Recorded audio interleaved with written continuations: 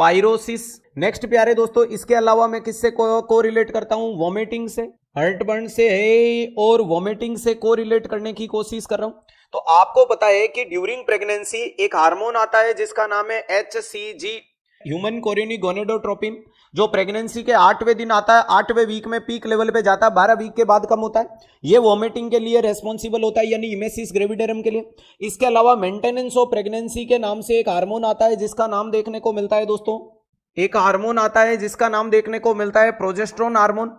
अब ये जो प्रोजेस्टेरोन हार्मोन होता है दोस्तों, ये मेंटेनेंस ऑफ प्रेगनेंसी तो करता है, लेकिन प्यारे दोस्तों एक तो ये कार्डियक इंस्पेक्टर को लूज कर देता है, एक तो ये क्या कर देता है? लूज कर देता है।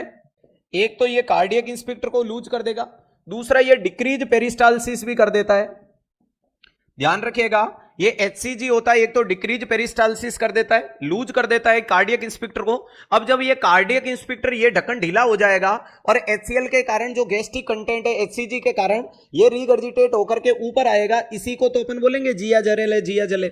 तो ऐसी कंडीशन में अपने को इस फीमेल को वॉमिटिंग को या हार्टबर्न को प्रिवेंट करने के लिए कुछ आपकी तरफ से एडवाइस होनी चाहिए, मेरी तरफ से नहीं, आपकी तरफ से एडवाइस होनी चाहिए। और इन एडवाइस के अंदर अगर मैं बात करता हूं, हाँ, क्या एडवाइस निकल के आएगी?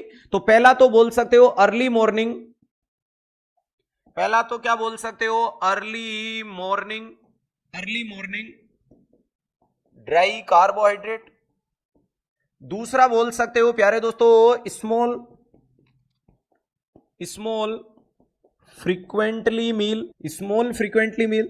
तीसरे नंबर पे इसको क्या बोल सकते हो? Blunt diet.